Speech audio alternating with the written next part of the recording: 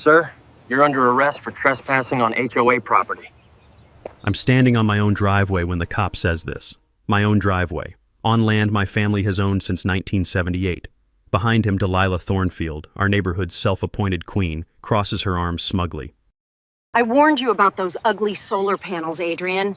Nobody wants to see that trash ruining our property values. The officer looks uncomfortable but reaches for his handcuffs. Sir, she says you won't follow HOA rules. HOA rules? My jaw clenches. Officer, I'm not even part of their HOA. Everybody in Willowbrook Estates follows our rules.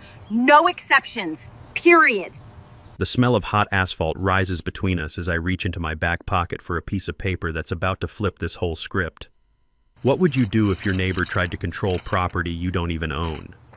Drop a comment and tell me where you're watching from. Let me back up and tell you how I got into this mess with Delilah Thornfield in the first place. My name's Adrian Whitmore, and I'm 52 years old. Spent 30 years as an electrician before my back finally said enough, and I took early retirement. Nothing fancy about me. I drive a 10-year-old pickup that smells like coffee and motor oil. My idea of fine dining is grilling burgers in the backyard, and I've never owned a tie that cost more than $20. The land I live on has been in my family since 1978, when my grandfather bought 47 acres of what used to be nothing but cornfields and coyote trails. Grandpa was one of those old-school farmers who believed in keeping what was his and staying out of other people's business. He built a modest farmhouse on the eastern edge of the property, where the smell of his pipe tobacco still seems to linger in the wooden beams. Fast forward to 2001. A developer comes knocking, wanting to buy most of Grandpa's land for a subdivision. Grandpa was getting old, needed the money for medical bills, but he wasn't stupid. Marcus, he told me, sitting on his porch that creaked with every word, never give away everything. Always keep something they need.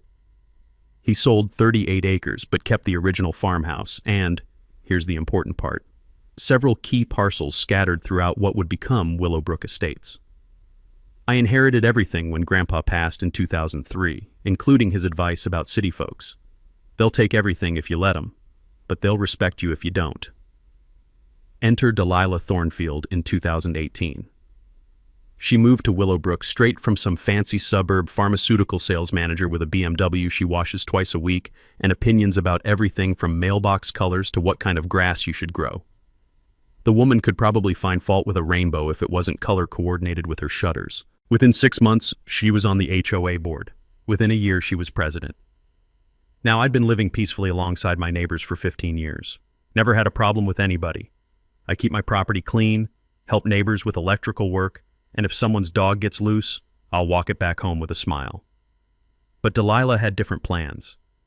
It started with her little notebook, taking pictures of my workshop, a building that's been there since Carter was president.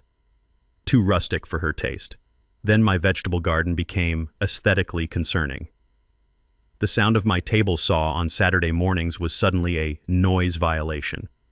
When I politely explained I wasn't part of their HOA, she didn't back down. She escalated, started telling neighbors I was uncooperative and dragging down property values. 3 families who'd waved for years suddenly looked the other way when I drove past. That's when I discovered her pattern. She'd already forced out the Venesags over their vegetable garden, made the Johnsons remove their kids' basketball hoop, and convinced the city to make the Ramirez family tear down a perfectly legal fence. The woman was a professional bully with a HOA badge. But last month, when I installed solar panels on my roof to cut my electric bill, Delilah lost her mind. Marched over with her covenant book like she was carrying the 10 Commandments, demanding I get architectural approval for my own damn house. Every structure modification requires board review, she announced, standing in my driveway like she owned it. I'm not in your HOA, I told her. Her face went red. Everyone in Willowbrook Estates follows our rules, period. That's when she made her first big mistake. She filed a complaint with the county claiming I was operating a non-compliant residential structure. And that's when I decided to do a little research of my own. So there I was, sitting in the county courthouse on a Tuesday morning that smelled like stale coffee and decades of bureaucratic desperation, trying to figure out exactly what Delilah thought she could accomplish with her complaint. The clerk behind the counter, a woman named Bernice who's worked there since dinosaurs roamed the earth, pulled up my property records with all the enthusiasm of someone doing their 10,000th title search. Whitmore property, Willowbrook area, she muttered, squinting at her computer screen through glasses thick enough to start fires. "Honey, you've got some interesting history here." That's when I learned something my electrician buddies had always told me about property deals. Read every single line of every single document, because developers love to hide things in the fine print. Turns out, when Grandpa sold that land back in 2001, he was playing chess while everyone else was playing checkers. The developer bought 38 acres, sure. But Grandpa kept 9 strategic parcels scattered throughout what would become Willowbrook Estates. And according to these yellow documents that crackled when Bernice turned the pages, those parcels included some pretty important real estate. The community center where the HOA held their monthly power trips, built on my land. The playground where neighborhood kids spent their afternoons, also mine. That detention pond that kept the whole subdivision from turning into a lake every time Mother Nature sneezed. Sitting pretty on property that belonged to me. But here's where I nearly spit coffee all over Bernice's desk.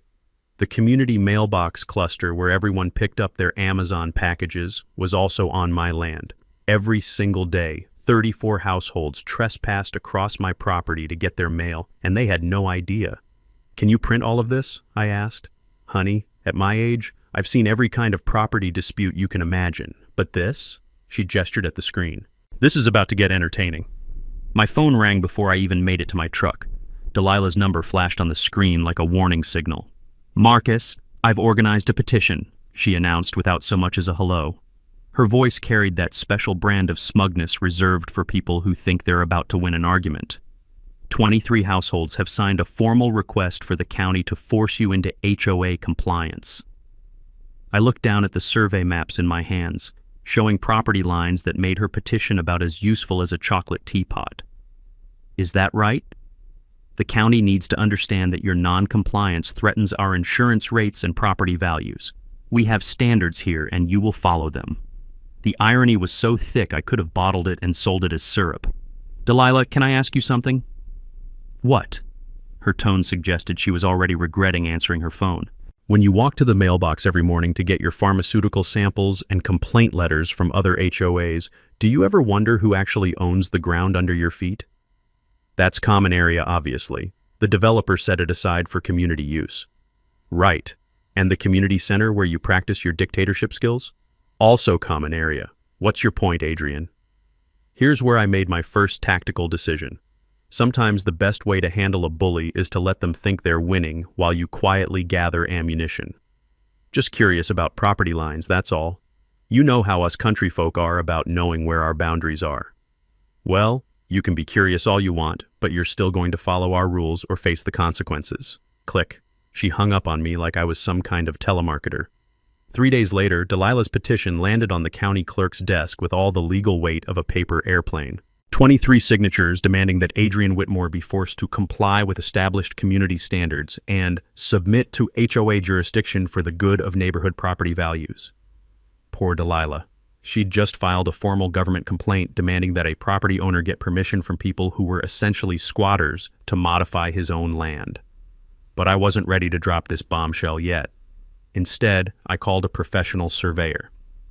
When Pete showed up with his GPS equipment and bag of bright orange flags, Delilah appeared at her window like she had some kind of measuring device radar. She watched him work for 3 hours, probably wondering why anyone would pay for a survey just to install some solar panels. Pete walked every inch of my property with the precision of someone who'd been doing this since surveying involved actual chains and compasses.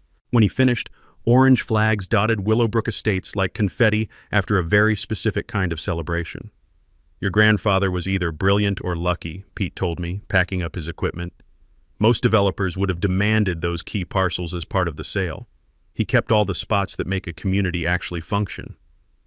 That evening, I sat on my porch with a cold beer, looking out at all those orange flags marking my territory, and started planning phase 2 of what was about to become Delilah's very expensive education in property law.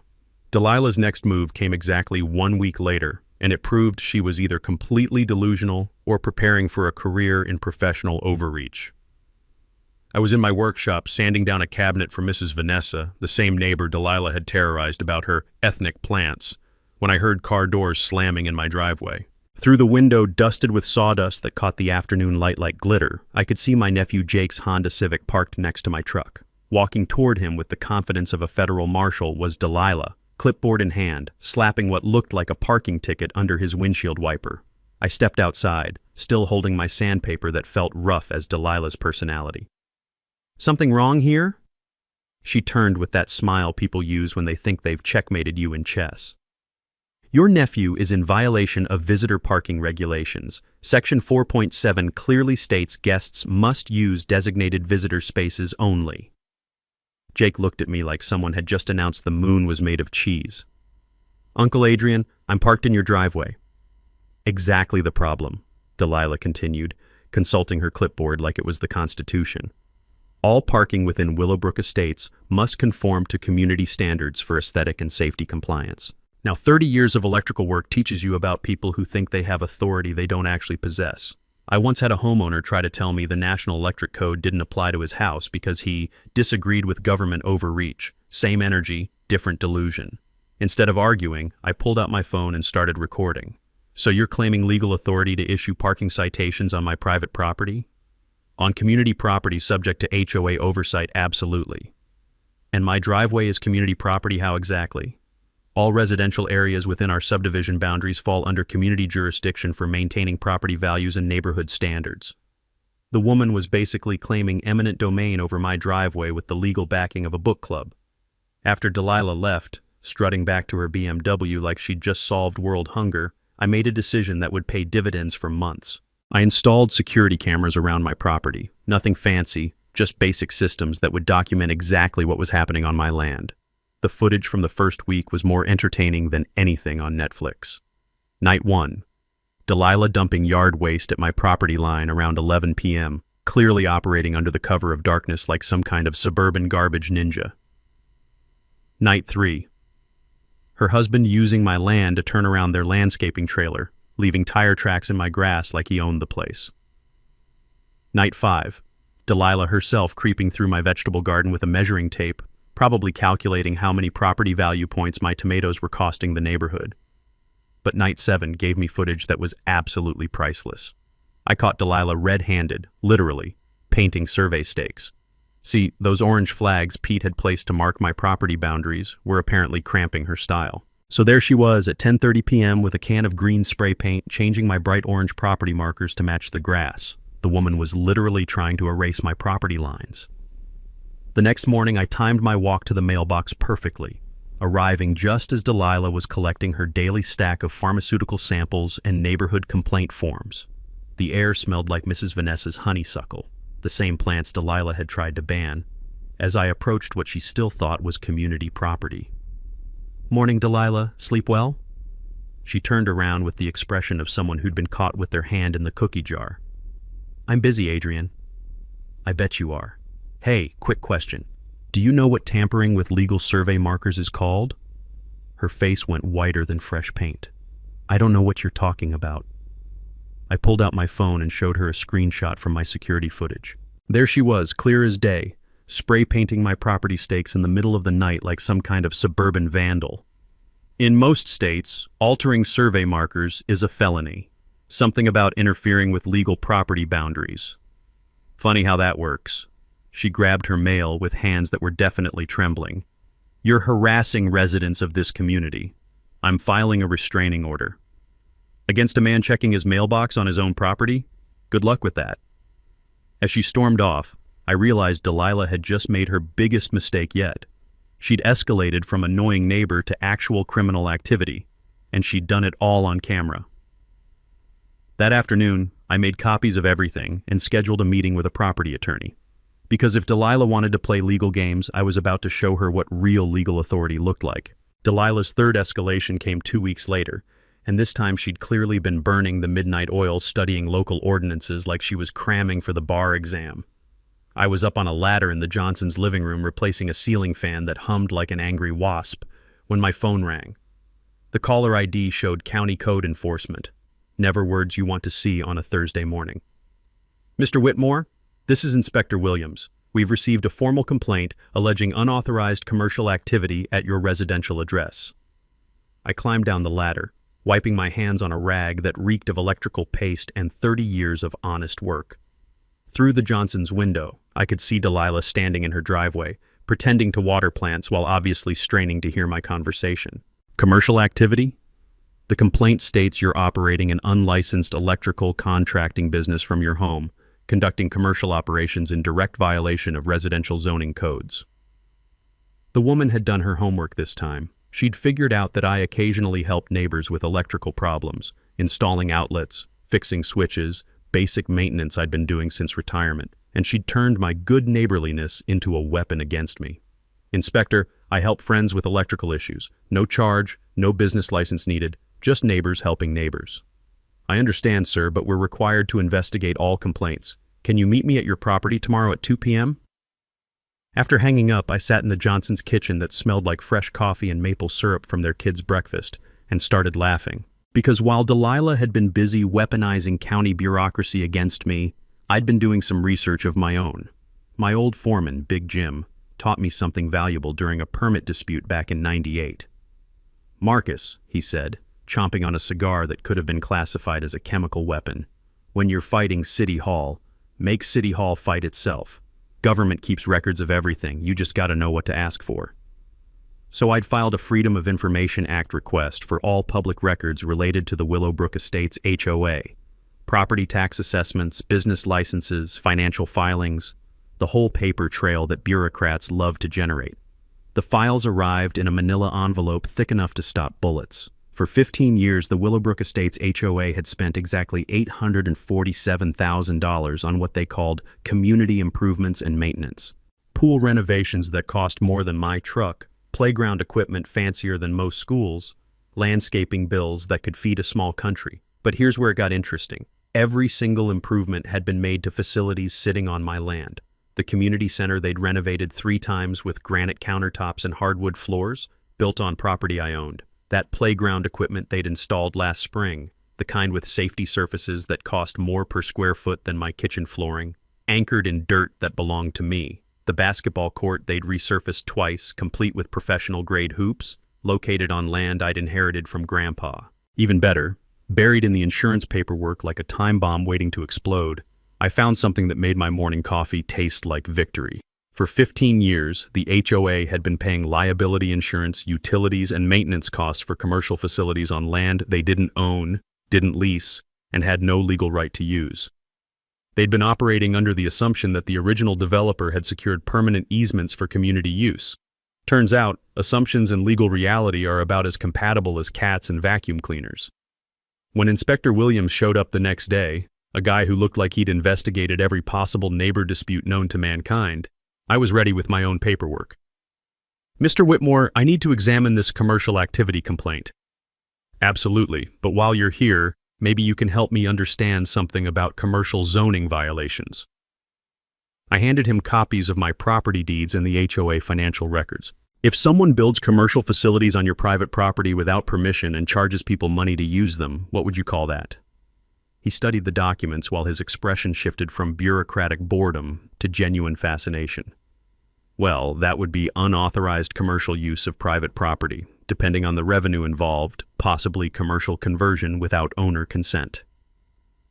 And if they've been collecting dues from residents specifically to fund these operations, that could constitute running a commercial enterprise on private land without proper permits or owner authorization. He looked up from the papers. Mr. Whitmore, how long has this been happening? 15 years. Nearly $1 million in improvements and operating costs, all on land they have no legal right to use. Inspector Williams let out a whistle that could have called dogs from 3 counties over. Sir, I think you need to consult with an attorney before this goes any further. After he left, having found 0 evidence of any commercial activity on my part, I realized that Delilah had just handed me the keys to the kingdom. She'd tried to get me in trouble for helping neighbors, while unknowingly exposing her own organization's massive, unauthorized commercial operation on my property. Time to call a lawyer and see exactly how expensive Delilah's power trip was about to become. That weekend, I was digging through Grandpa's old papers in the attic, a dusty space that smelled like mothballs and decades of forgotten Christmas decorations, when I found something that flipped this entire situation on its head. Buried in a shoebox underneath his discharge papers from Korea and a stack of seed catalogs that probably predated the internet, there was a manila folder labeled Willowbrook Development, important, in Grandpa's careful handwriting that looked like it had been carved with a chisel. Inside was the original development agreement from 2001. Not the simplified summary the county had on file, but the complete contract with all its legal addendums and fine print that would make a lawyer weep with joy. I spread the papers across my kitchen table under the same lamp that Grandpa used to read his evening paper, and what I discovered made me understand why he'd always said, "Never give away everything, Adrian. Always keep something they need." The crafty old farmer hadn't just been smart about which parcels to keep. He'd been playing chess while everyone else was still learning checkers. According to Section 12 of the development agreement, Grandpa had granted the HOA a temporary easement for community facilities. Not a permanent transfer, not a sale. A 25-year renewable easement that would expire on December 31st, 2026, just 14 months away. But that wasn't even the beautiful part. This easement came with conditions that made my coffee mug rattle as I set it down. The HOA was required to maintain all community facilities to the reasonable satisfaction of the landowner. Any facility that fell into disrepair would trigger penalty clauses that Grandpa had apparently negotiated with the ruthlessness of someone who'd survived both the Korean War and 40 years of farming. I grabbed a flashlight and walked outside for my first real inspection of these premium community amenities the HOA had been bragging about for years. The basketball court looked like it had survived a small earthquake, cracks running through the asphalt like a roadmap of neglect. The playground equipment was missing safety caps, and one swing hung by a chain that belonged in a horror movie. The detention pond had turned green with algae and smelled like a biology experiment gone wrong. Back inside, I kept reading by the glow of that old lamp and found the financial nuclear weapon Grandpa had buried in the fine print. Each maintenance violation carried a penalty of $50,000, payable to the landowner within 30 days of written notice. I counted 14 separate violations from my 10-minute inspection, $700,000 in penalties that the HOA had unknowingly accumulated, plus the original easement was expiring anyway. And if I chose not to renew, the HOA had exactly 60 days to remove all structures and restore the land to its original condition at their own expense. I leaned back in my kitchen chair and calculated demolition costs. The community center would cost at least $200,000 to tear down and haul away. Add the playground, basketball court, and detention pond restoration, and we were looking at another $150,000, plus regrading and reseeding the entire area. Close to $1 million in removal costs, on top of the penalty fees, on top of 15 years of back rent I could legally claim. Delilah's power trip had accidentally put her precious HOA in a financial hole deeper than the detention pond they'd been ignoring. For the first time since this mess started, I wasn't the underdog. I was holding cards that could bankrupt the entire association. But more than that, I realized every neighbor Delilah had bullied deserved to see what happened when someone finally had the legal authority to fight back against petty tyranny.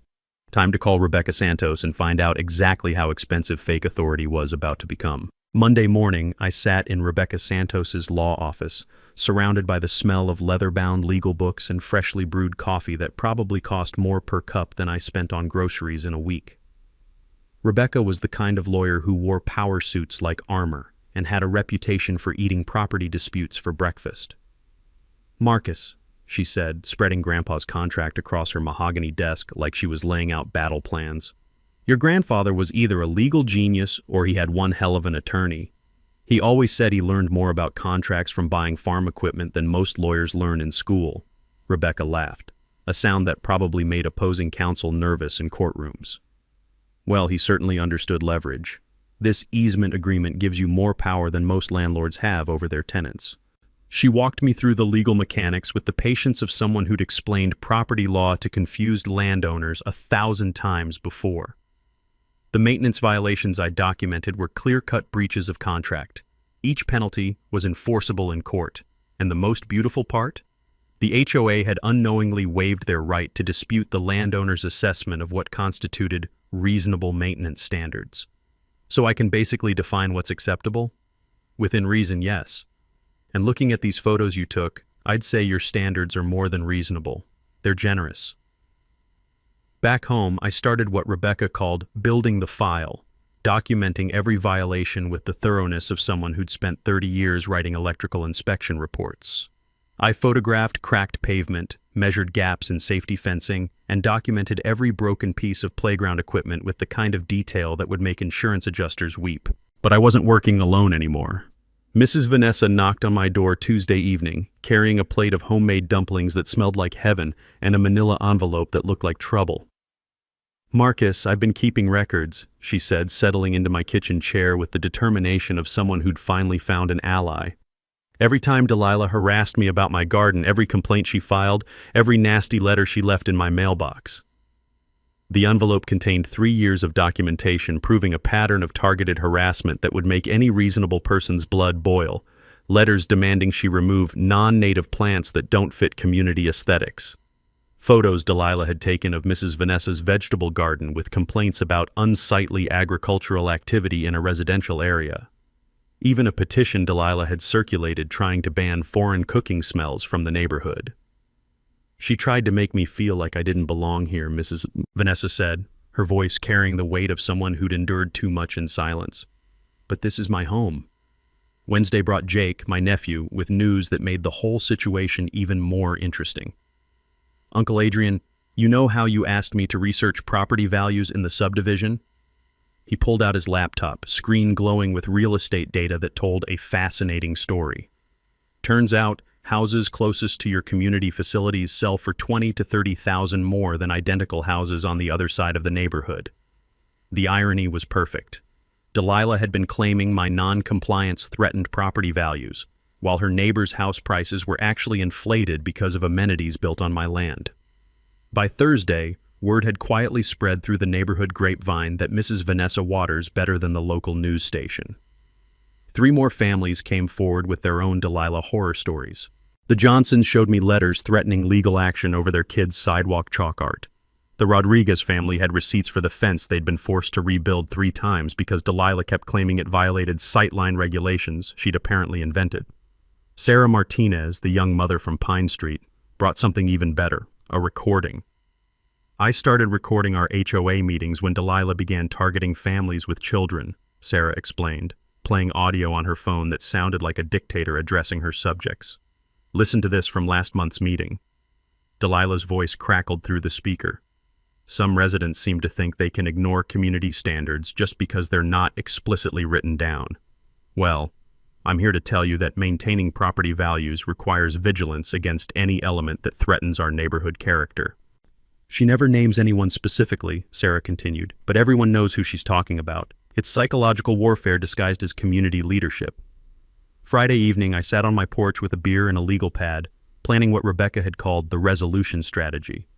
The goal wasn't just to win, it was to create a situation where Delilah's bullying would finally have consequences while protecting the neighbors who'd suffered under her fake authority.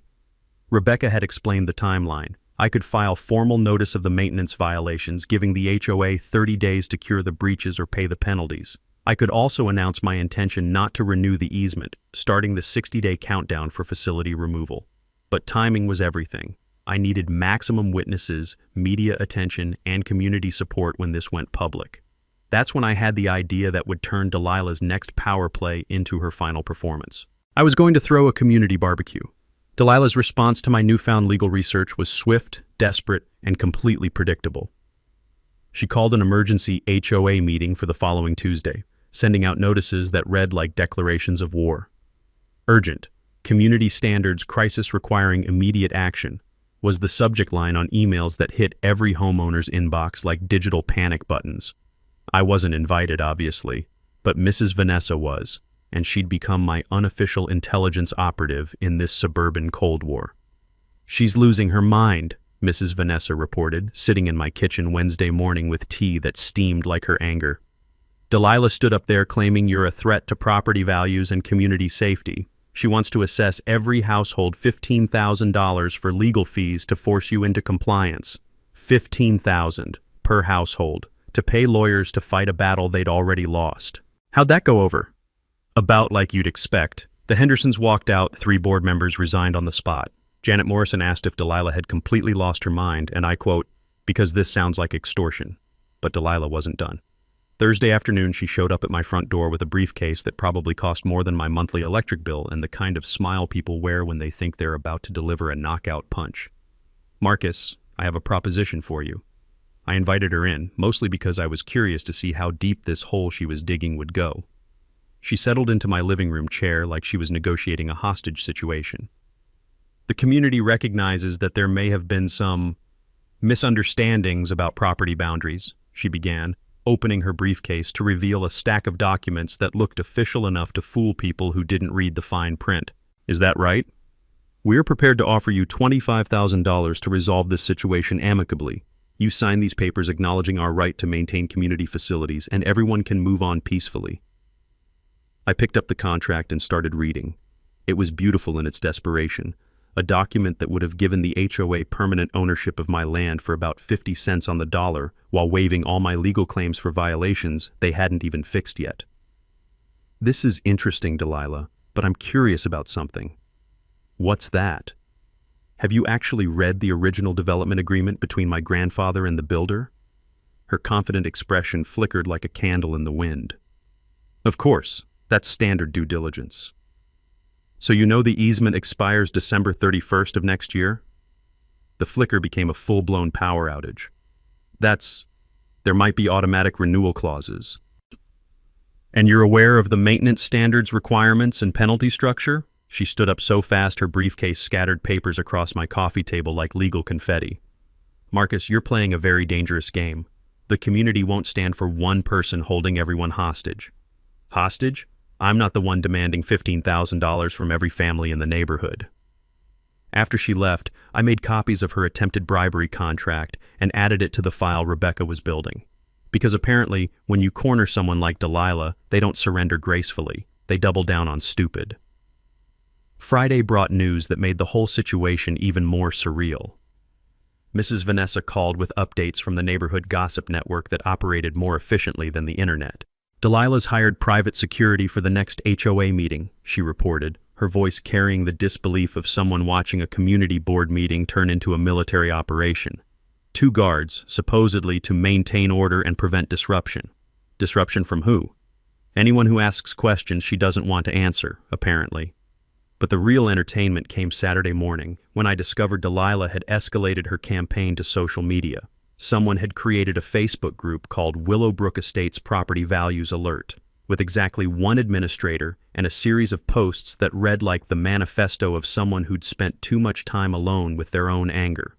The posts painted me as everything from a dangerous recluse to a communist infiltrator trying to destroy suburban family values. My personal favorite was the one claiming my solar panels were a deliberate attack on the aesthetic integrity that makes our community a desirable place to raise children. The comments section was even better. Neighbors who'd been quietly enduring Delilah's tyranny for years were finally speaking up, sharing their own stories of harassment and intimidation. The group had become an accidental support network for everyone she'd bullied.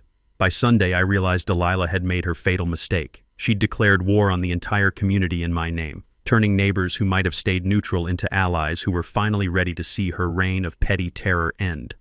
Rebecca called that evening with perfect timing. Marcus, I finished reviewing everything. When you're ready to file those violation notices, we can do it publicly. Maybe at some kind of community gathering where everyone can hear exactly what's been happening on their behalf. I looked out my window at all those houses filled with families who deserved better than living under Delilah's manufactured authority. Rebecca, how do you feel about barbecues? Delilah's final desperate move came exactly 1 week before my planned community barbecue, and it confirmed everything I'd suspected about her character.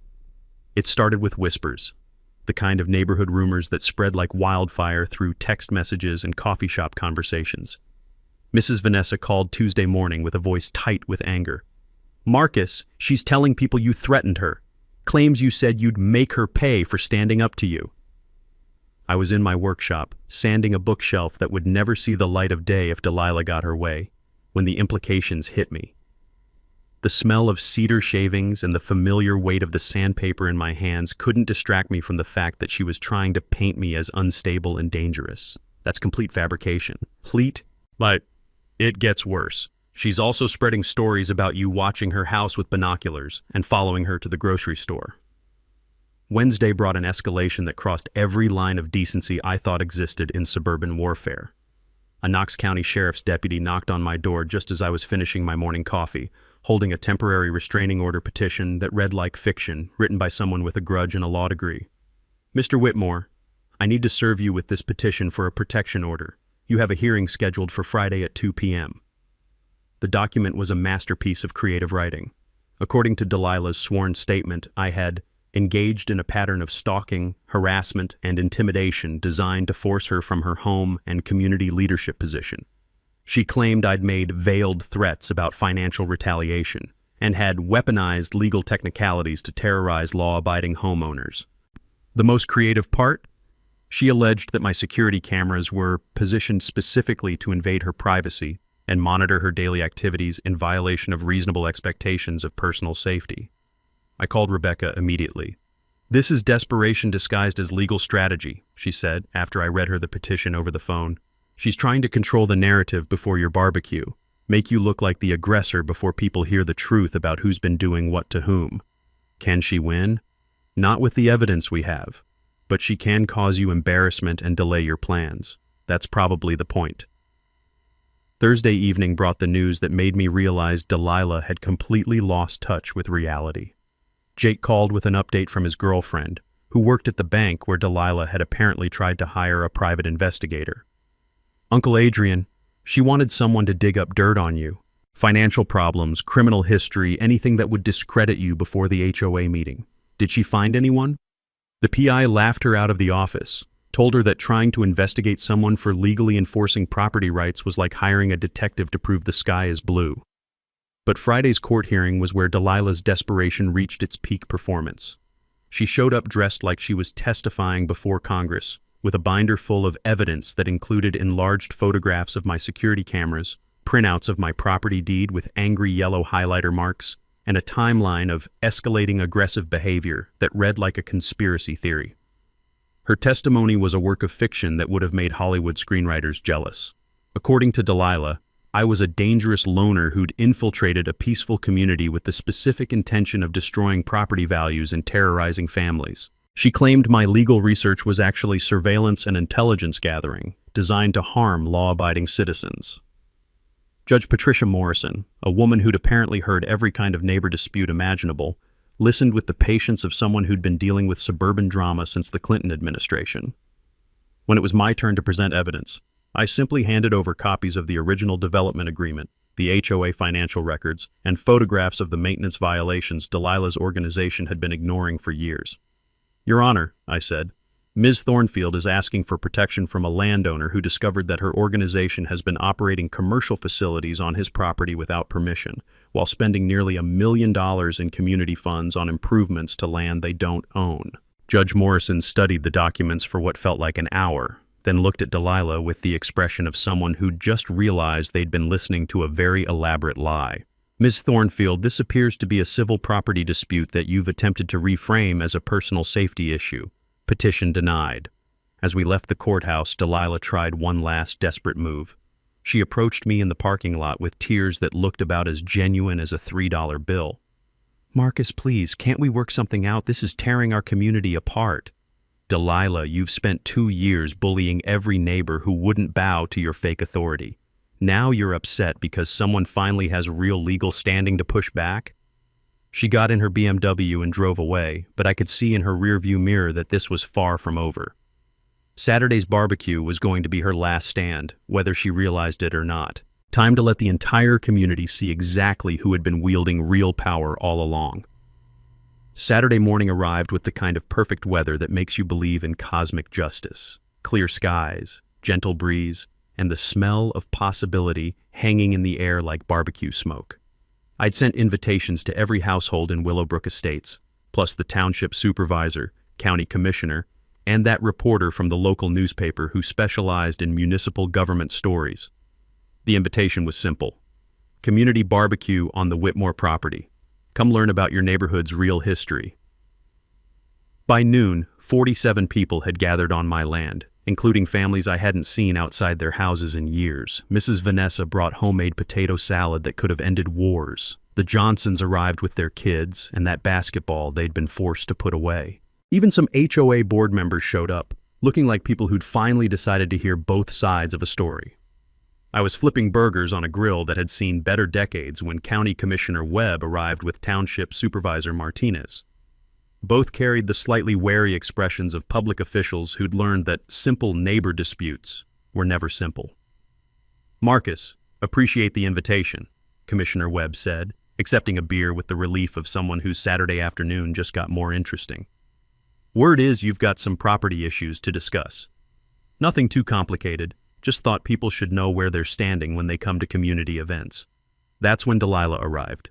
She pulled up in her BMW like she was leading a motorcade, followed by a Knox County Sheriff's deputy she'd apparently convinced to make a welfare check on what she'd reported as a potentially volatile gathering of agitated property owners. The deputy, a young guy who looked like he'd rather be anywhere else, approached with the careful steps of someone walking through a minefield. "Afternoon, folks. Got a call about a possible disturbance?" Commissioner Webb laughed, a sound that carried across the yard like rolling thunder. "Son, the only disturbance here is that potato salad disappearing faster than tax money in an election year." Delilah marched across the lawn with a folder thick enough to bludgeon someone, heading straight for the cluster of people gathered around my picnic table where I'd spread out copies of the development agreement and property surveys. "Marcus Whitmore, this gathering is in violation of HOA community standards and you're conducting it on property subject to homeowner association jurisdiction." The yard went quiet except for the sizzle of burgers on the grill and the sound of children playing on playground equipment that was about to become very expensive to relocate. I set down my spatula and picked up my grandfather's original land deed, the same yellowed paper that had started this whole adventure. "Delilah, I'd like everyone here to understand exactly whose property we're standing on." Commissioner Webb stepped forward with the instincts of someone who'd seen enough public meetings turn into theater. "Marcus, why don't you walk us through what you've discovered?" I handed him the development agreement and pointed toward the community center that gleamed in the afternoon sun like a monument to misplaced confidence. 25 years ago, my grandfather granted your HOA a temporary easement to build community facilities on 9 parcels of his land. That easement expires December 31st, 2026, 14 months from today. Delilah's face went through more color changes than a traffic light. "That's impossible. The developer assured us those were permanent common areas." "The developer didn't own the land. My grandfather did. And according to this agreement, your organization has accumulated over $700,000 in maintenance violation penalties while spending nearly $1 million on improvements to property you have no legal right to own." Township Supervisor Martinez whistled low under his breath. "Marcus, are you saying the HOA has been operating these facilities without proper land rights?" "For 15 years, and collecting dues from homeowners to maintain facilities on someone else's property." The deputy looked at his notebook, then at Delilah, then back at me. "Ma'am, exactly what law is being broken here?" That's when Sarah Martinez, the young mother who'd been recording HOA meetings, stepped forward with her phone. "Officer, maybe you should hear what Ms. Thornfield said about property ownership at last month's meeting." She played the audio of Delilah declaring that maintaining property values requires vigilance against any element that threatens our neighborhood character, words that now sounded less like community leadership and more like the manifesto of someone drunk on imaginary power. Commissioner Webb studied the documents with the thoroughness of someone who'd spent decades untangling municipal messes. "Ms. Thornfield, it appears your organization has been operating commercial facilities on private property without the owner's permission while assessing fees from residents for improvements you had no legal authority to make." Delilah looked around the yard full of neighbors who were finally hearing the truth, at the county officials who were taking notes, at the reporter who was scribbling furiously. "This is ridiculous. Everyone knows these are common areas." I handed Township Supervisor Martinez the formal notice Rebecca had prepared. "Actually, as of Monday, the HOA has 30 days to cure all maintenance violations or pay the assessed penalties, and 60 days to negotiate a new lease agreement or remove all structures and restore the land to its original condition." The yard erupted in conversations as neighbors realized what they'd been witnessing and paying for all these years. Delilah stood beside her BMW holding her useless folder of fake authority, finally understanding that her 2-year reign of suburban tyranny was over. The aftermath of Saturday's barbecue unfolded faster than anyone expected, including me. By Monday morning, Delilah had submitted her resignation as HOA president via email, a two-sentence message that managed to sound bitter even in Times New Roman font. By Tuesday, the remaining board members had scheduled an emergency meeting to elect new leadership and figure out how to navigate the financial reality I'd dropped in their lap. The new board president turned out to be Janet Morrison, a retired teacher who'd been quietly enduring Delilah's tyranny while documenting every violation of proper meeting procedures. Janet called me Wednesday evening with a proposal that proved some people actually understand the difference between leadership and dictatorship. "Marcus, we'd like to negotiate a fair lease agreement for the community facilities, something that works for everyone and doesn't bankrupt the association." We settled on a 10-year renewable lease for $2,000 per month, roughly half the fair market rate, with the HOA responsible for maintaining everything to reasonable standards. In exchange, I waived the $700,000 in accumulated penalties and agreed to let them phase in the monthly payments over 6 months. More importantly, the new agreement included a community bill of rights that prohibited targeting individual homeowners over aesthetic preferences, required board approval before filing any external complaints, and established an appeal process for residents who felt unfairly treated. Mrs. Vanessa was the first to benefit from the new regime. Within 2 weeks, she'd replanted her vegetable garden with pride instead of fear, and started a neighborhood seed exchange that turned out to be more popular than the old community center meetings ever were. The Johnsons' kids got their basketball hoop back, along with permission to use the actual basketball court without worrying about noise complaints. Jake started organizing pickup games that brought together families who'd been avoiding each other for years. Sarah Martinez launched a playground committee that turned the neglected equipment into something that actually met safety standards while teaching kids about community cooperation instead of arbitrary rule following. But the real transformation happened gradually, in ways that restored what a neighborhood should actually be. People started waving again when they walked to the mailbox. Kids played in front yards without parents worrying about citation letters. Mrs. Vanessa's cooking smells became a dinner bell that reminded everyone what home actually smells like. 3 months later, I used the lease income to establish something Grandpa would have loved: the Willowbrook Trades Scholarship, providing $5,000 annually to local high school graduates pursuing careers in electrical work, plumbing, carpentry, and other skilled trades that keep communities functioning. The first recipient was Jake's girlfriend, who'd been accepted into the electrician's apprenticeship program at the community college. Grandpa always said the real wealth in any community comes from people who know how to fix things when they break. 6 months after the barbecue, we held our first Good Neighbor Day festival on my property, celebrating cooperation over compliance and community over control. Delilah didn't attend. She'd moved to a different subdivision where she promptly joined their HOA board. Some people never learn. But everyone else showed up, including families from neighboring subdivisions who'd heard about our transformation from dictatorship to democracy. The county commissioner gave a speech about property rights. Mrs. Vanessa won the chili cook-off. The Johnson kids taught other children that basketball is supposed to be fun, not forbidden. As the sun set on a day that proved communities work better when people respect each other instead of fearing arbitrary authority, I sat on my porch with a beer and thought about Grandpa's wisdom. Always keep something they need, Adrian. He'd been talking about land, but the principle was bigger than property lines. Every community needs someone willing to stand up when power gets out of hand, someone who understands that real authority comes from serving others, not controlling them. The detention pond is crystal clear now, maintained by volunteers who understand they're protecting their own investment. The playground equipment gets inspected monthly by parents who know their kids deserve safe places to play. The community center hosts meetings where people actually listen to each other instead of being lectured about compliance. And my solar panels. They're still generating clean energy and driving down my electric bill, completely free from HOA interference, on land that my family has owned since 1978.